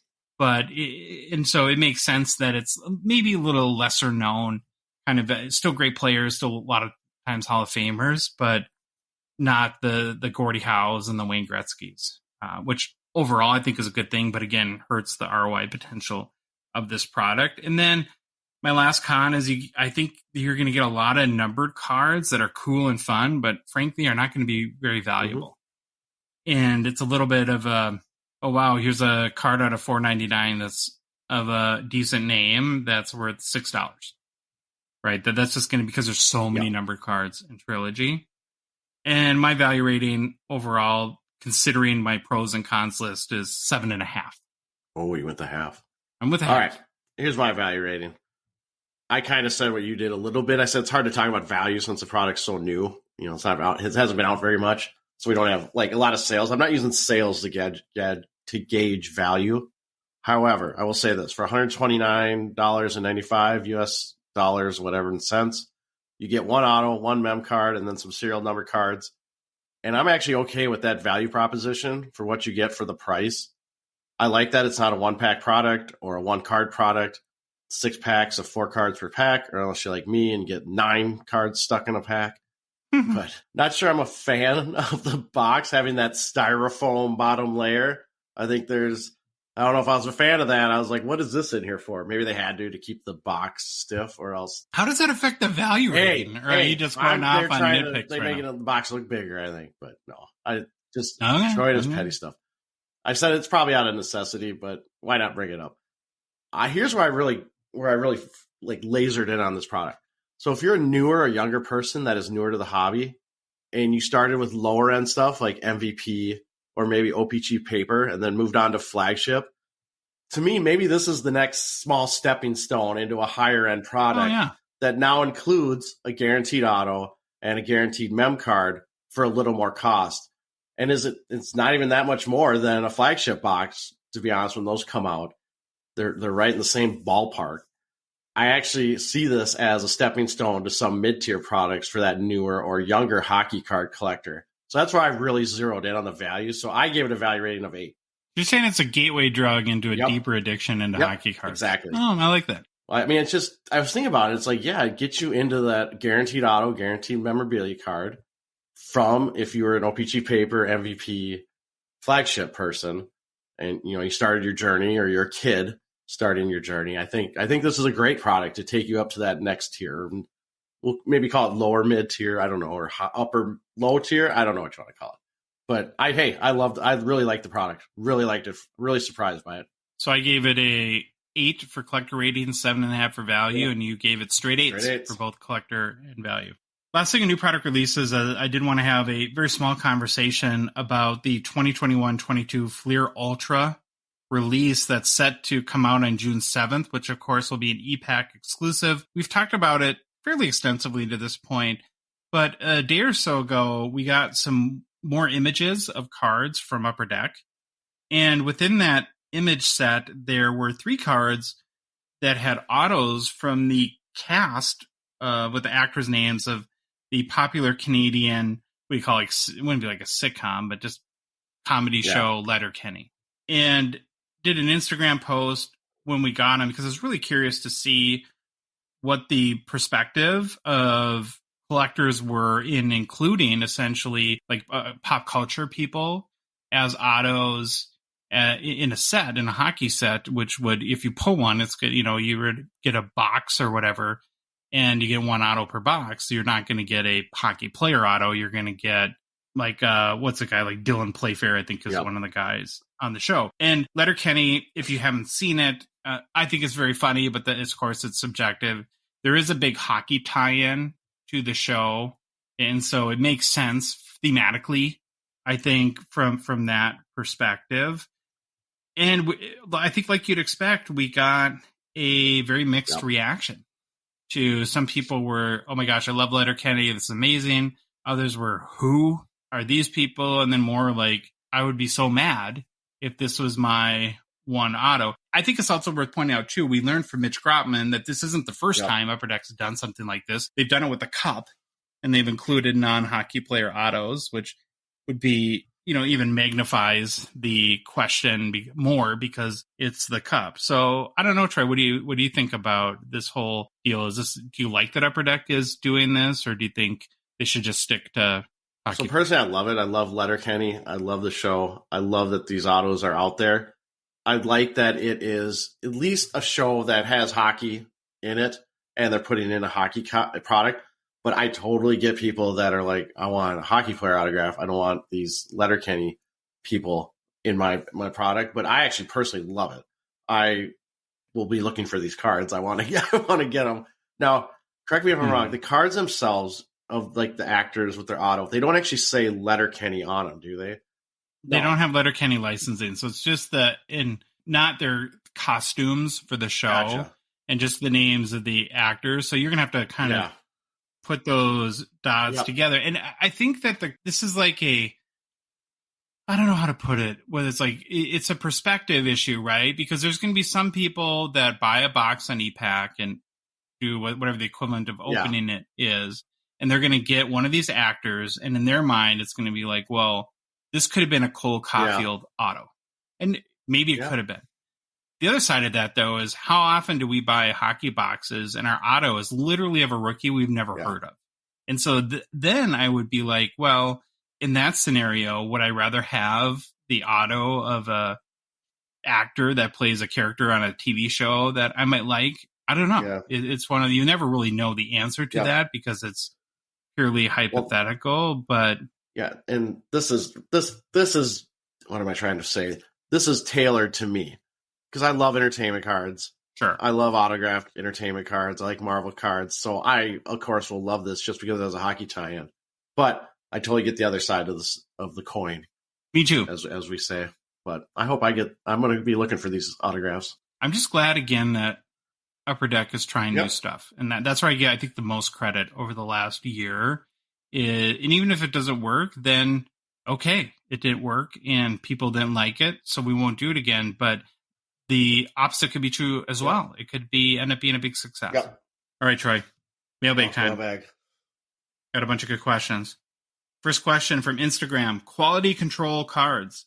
Is the hobby going to be oversaturated with the amount of random number cards being produced? So I took a stab at answering this. And quality control, I'm not sure it's going to be oversaturated is the word that I would use. But what to me is becoming apparent is that numbered cards are not automatically going to mean that the card has a ton of value. Trilogy is a great example of this. It's a fun set. I like the cards. I like the number cards, but I think we mentioned on our last show that if you look at just the rookie premieres and the 3 levels and then the associated parallels, it's 3,001 numbered cards per player. That's a lot. And it means that whatever the number says, they're not super scarce. And so I think that we have to start looking at numbered cards and, oh my gosh, we might have a Gongshow rule coming soon on this, but that all numbered cards are not equal. An example that I would use is like OPG Platinum Red Prism Marquee Rookie will carry a lot more value, and that's out of 199, than a 199 card out of Artifacts. They're just not going to be the same, even though they're the same numbered, because of the perceived value that OPG Platinum has, and people see Red Prism and they get excited about those cards. And so I guess that's the way that I'm starting to think more about the whole numbered card scenario, is that not all numbered cards are created equal. Gongshow Discord, next question from Spencer. What is the deal with Be a Player series of cards? The auto cards always seem much less expensive than I would expect. Are there just more of them out there? So you had a hunch, Troy, that Be a Player was actually the brainchild of the NHLPA, and you were right. I probably something I read a long time ago or saw it and stuck in my brain. I did a bunch of Google searches to try to get the backstory, and I did find some information from a recap or article that the NHLPA did on their website. I can't remember when it's from, but there's a couple paragraphs that kind of explain it, so I'll just read them. And it goes, and this is quoting the NHLPA website, "You may have heard of a program the NBA had called Inside Stuff. We created a whole program of a similar nature that was all about the Players Association called Be a Player," Malone stated, so it must be a guy from the NHLPA. "We had a magazine, apparel. We were the first to do a line of clothing that had the players wear off ice I think they did in conjunction with Roots Canada. And in addition, there were off-ice photography cards that we created with Upper Deck. In addition to the off-ice profile shots, including photography from famed Sports Illustrated photographer Walter Loss, the inaugural Be a Player signature collection was groundbreaking for the card industry. While there had been certified hand-signed autographs randomly inserted into trading card packs before that year, the Be a Player signature collection was the first to provide collectors with one hand-signed card in every pack. While common among today's card brands in all the major sports, it was unheard of in 1994 and succeeded only because the players banding together to try something unique with their union. So it was a NHLPA initiative.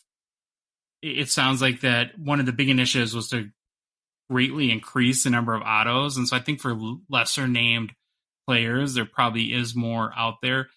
In a lot of cases, they weren't numbered, and so I think that makes people wary of scarcity. But in some cases, they were numbered too, and maybe I would challenge the notion a little bit that there aren't super valuable ones. I found like 4 or 5 examples of ones that have sold for quite a bit of money. And there's a 1998 Be a Player Wayne Gretzky Auto Gold PSA 7 that sold for $5,400 US in July 2022. There's an OG 1994 Be a Player Gretzky PSA 9 that sold with an auto that sold for $48.76 US in January 2022. A 1998 Mario Lemieux in the game Be a Player Legend Auto out of 10. SGC 810 that sold for $1,500 US in August of 2022. And then a 2001-2002 Be a Player Marty Brodeur Auto Raw. It sold for $950 US last October. So there's some cards that have sold for decent prices. Hopefully that answers your question. Next one from JB Hockey Cards. Am I getting lucky with all my clear-cut cards coming back PSA 10?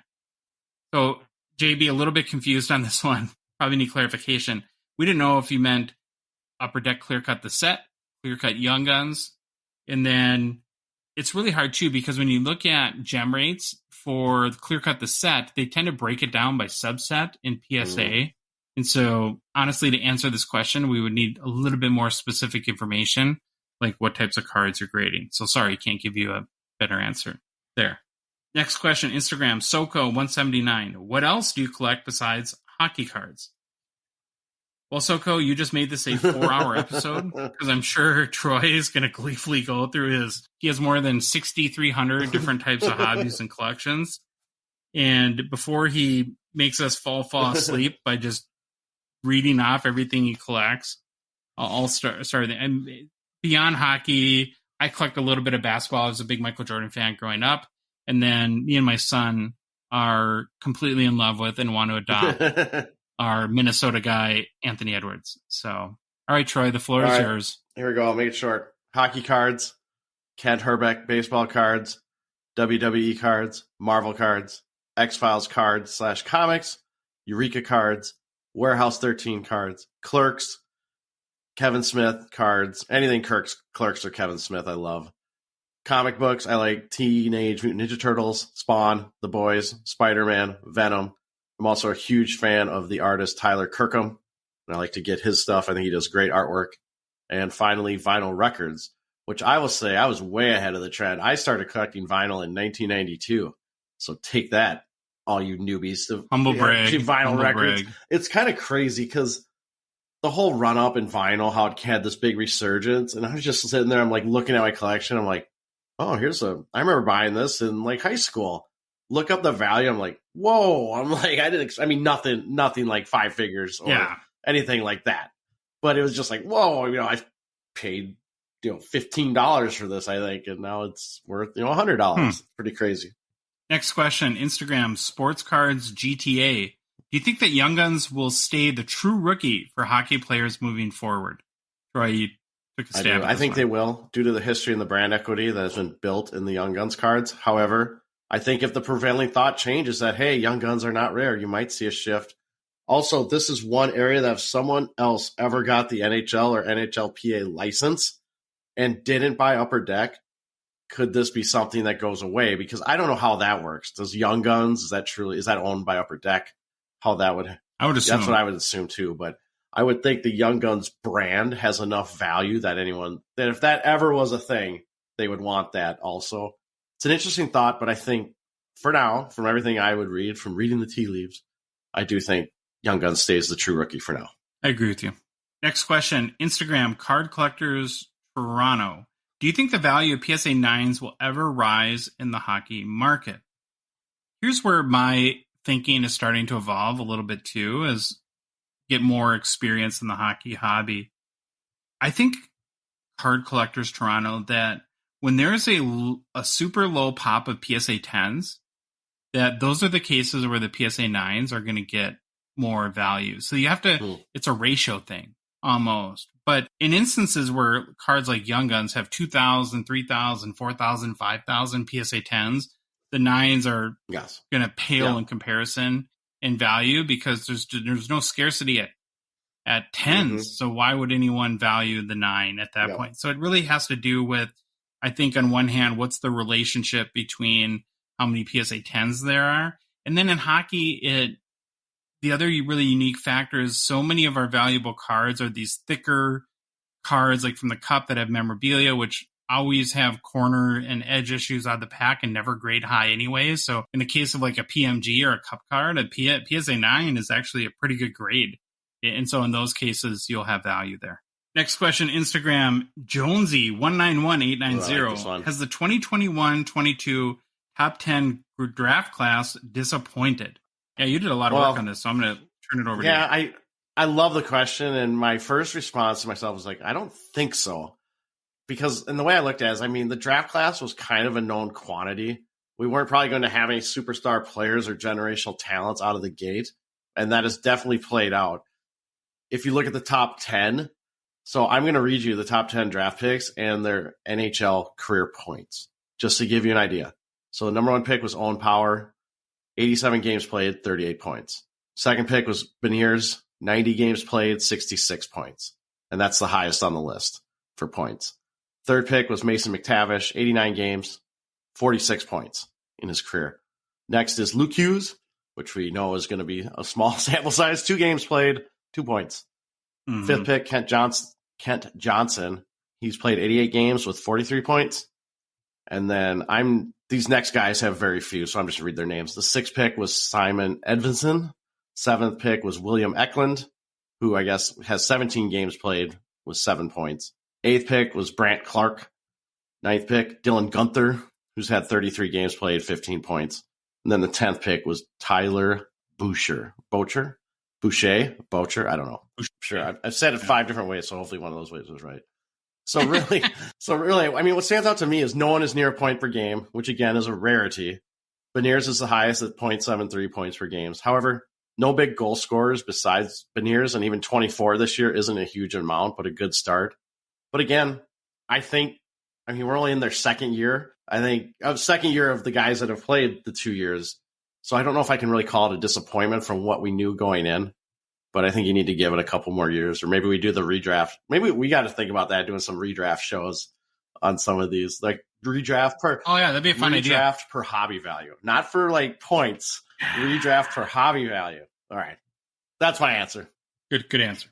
Next question, Instagram, Irish Flyers Collector. Do you think Vegas get into the Stanley Cup Finals, and if Eichel has a decent showing, will he regain some of his hobby relevance? If not, what would it take in your opinion? I said I heard. Troy's going to pump and dump his jambalaya. I said I heard. I sure hope so. Or my jambalaya might be sitting unsold for a long time. I don't fall for his pump and dump. Don't fall for it. I think we already answered this. In my opinion, he's just a really good player that I don't think will ever be. He just doesn't have. He's not good enough. Not in the ways that like pumping in goals that is going to make you a hobby star. All right, next question. Gong Show Discord, just hockey cards. What's the latest news on Spencer Knight? Great question. I'll let you go. I searched for anything I could think of. I searched on Twitter. I searched on Google. I came up with nothing. Literally nothing since the February 24th announcement that he was taking a leave of absence from the Panthers and going into the player assistance program. Anything to add to that? So I actually had the same thought like a week ago. I thought the same thing. And the latest news is no news. But then I kind of went down a rabbit hole thinking about this because part of me is actually thinks that this is a really good thing, that there is no news. Because this is a program that is very personal and private. And you can't have a player assistance program that leaks out information or no one will enter the thing. And that is the last thing you want. So you want anyone who uses the program to have confidence that their information is private and they get the help they need. And then I started looking at the program itself, and just a quick overview. The NHL and NHLPA started this player assistance program in 1996. It's jointly funded, assists players and their families with mental health, substance abuse, and other matters. There's counselors are available in each NHL city.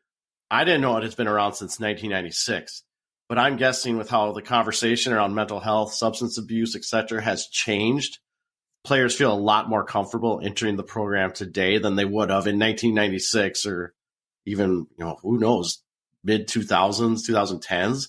I think there's a lot less stigma attached to programs like this in today's society. So I'm actually okay that there's no news. I think that's how the program's designed to work. And I guess when Spencer Knight is ready to speak about it, he will. And if we don't know, we don't know, and we just have to move on. Yeah, I agree with you. It's great. I think that it's private. It's funny, like Twitter is basically 80% people arguing whether his name should be on the Stanley Cup if they win or not. It's kind of ridiculous. There's no news. Next question, another one, Instagram, Jonesy191890. Thoughts on Quentin Byfield and the hobby upside or downside? I'll go quickly and then let you jump in, Troy. I think he needs to make a big jump this year.